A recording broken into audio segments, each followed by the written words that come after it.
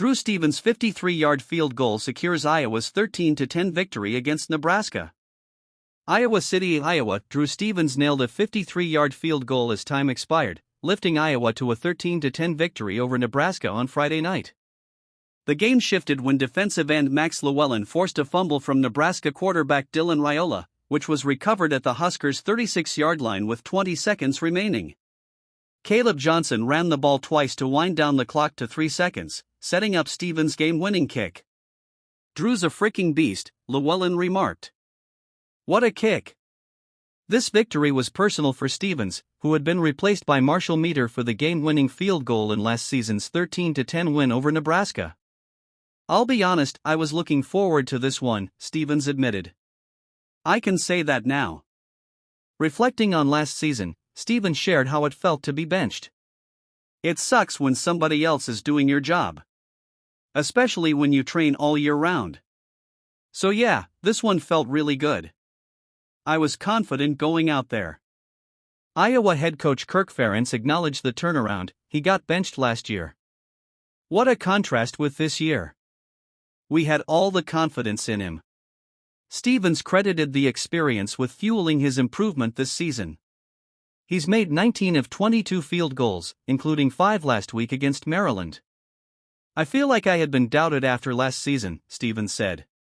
"So yeah, that's fuel." The Hawkeyes, 8-4, 6-3 Big Ten, had trailed 10-3 going into the fourth quarter, but Johnson tied the game with 14:44 remaining, turning a short pass from Jackson Stratton into a 72-yard touchdown after dodging 5 tacklers. "He was making defensive backs miss, as usual," Stratton said. "He's a great running back. He's way faster than me. I was trying to block for him, but he's way faster than me." Nebraska, 6-6, 3-6, led 10-0 at halftime. John Hall kicked a 31-yard field goal in the first quarter, and Dante Dowdell scored a 1-yard touchdown just before halftime.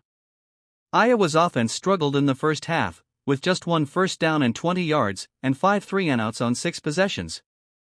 "They clearly had momentum at halftime," Ferentz said. "But down 10-0, our guys really dug in." Iowa got a break in the third quarter when Nebraska's Vincent Shavers Jr. muffed a punt, and the Hawkeyes recovered at the Huskers' 4-yard line. But Iowa could only gain 2 yards and settled for a 20-yard field goal from Stevens. Nebraska outgained Iowa 334-164 and had 20 first downs to the Hawkeyes' 5. Johnson, the nation's second leading rusher with 1,492 yards, was held to 45 yards on 17 carries. "I can't imagine being some of those seniors, and then just happening like this again against Iowa, especially the way we played," Nebraska head coach Matt Rhule said. Big picture.